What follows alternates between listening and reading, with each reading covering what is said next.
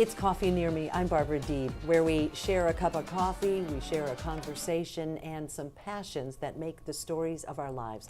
Today we're talking with a young visionary, leader, entrepreneur. His name is Kenan Mujkanovic, and he's a Bosnian American who has authored one book, working on his second book. And you are the CEO of a nonprofit foundation. You've received a National Award of Caring. We go on and on. But you know, I want to talk about leadership. I want to talk about visionary, but thanks for being here. No problem. It's my pleasure. Yeah, and you're only 20 years old. Yep. And you've done all these things. Where do we begin? First, let's do this. Leader. You know, people put you in a box and they say visionary, young leader. What does it mean to be a leader?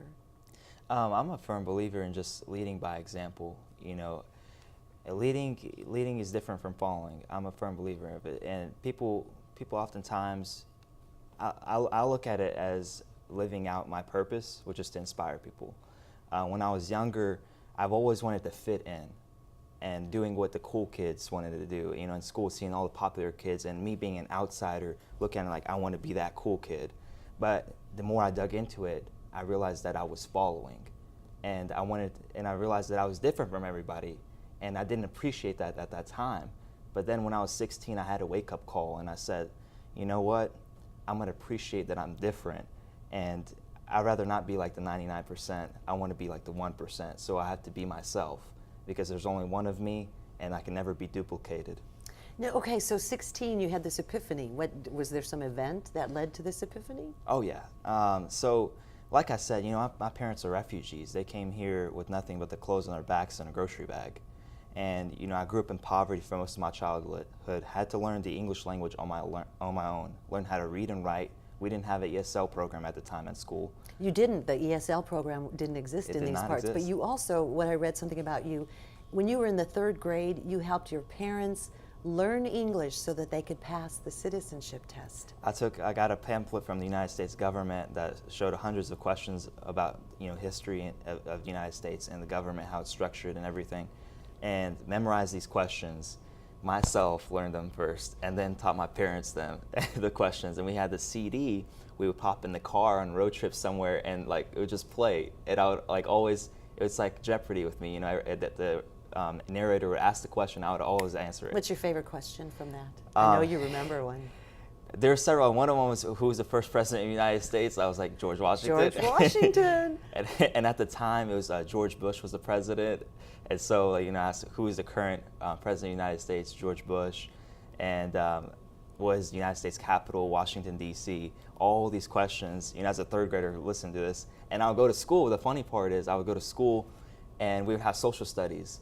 And like anytime teacher asked a question, I already knew it, because it would just kind of play back. That CD would play back in my head. I'm like, I know that. Everyone was shocked, like, how did you know this? Like, and she was like, at the time I was reading at a 5th grade level. When I was in 3rd grade, reading at a 5th grade level, my math was already a grade or 2 above everybody. Everything was just really advancing for me, like in terms of academics. Why? Just because you pushed, you worked a little harder? No. You see, my dad's wish for me, you know, he said, when my dad came here, and he, you know, he told me, son, there's one thing that I want you to take from this country is education. He said, I want you to become educated. Make that your priority, because I couldn't do that. Because back in his country, it was different. Times were harder, and school, you know, it was not for everybody, and they couldn't afford it. And they were in Bosnia. Yeah, and they were in Bosnia. And so my dad said, you know, son, I want you to be the first one in my family to get their degree and make education a priority, #1 over everything. And so, yeah, and so I would always push to be the best. You know, that was one thing my parents said: always be the best in anything you do.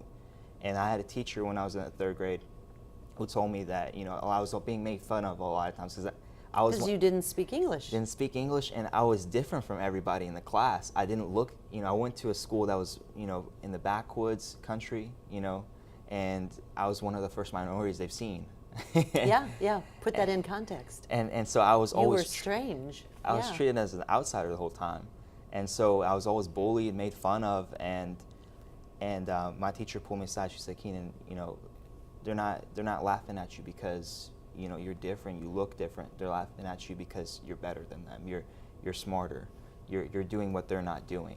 And so she said, just keep doing you. You're gonna go places. And so that always struck with me. Anytime a kid made fun of me or insulted me and bullied me, like I always had that in my back of my mind that I'm destined for greatness. But you know what? A lot of great people, great leaders will tell you that they got to that place because they failed along the way. Oh yeah. So you leave open room for that. Oh yeah, I fail every day. I mean, and I have this famous saying, and it goes.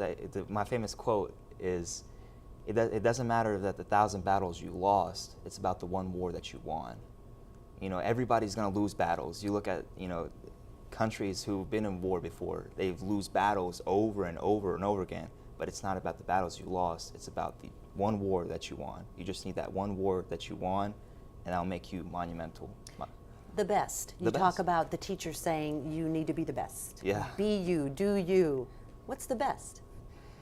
The best, everyone has their own, I believe, definition of what's the best, right? For me, it's excelling and looking at, when I get in a room, the first thing I do is I just look at my surroundings. Who all is in this room? What can I gain? What can I learn? And I'm always trying to learn, right? For me, being the best is always taking something that you don't know and learning, because that's what it's about, growing. To be the best, you have to grow. You have to get out of your comfort zone.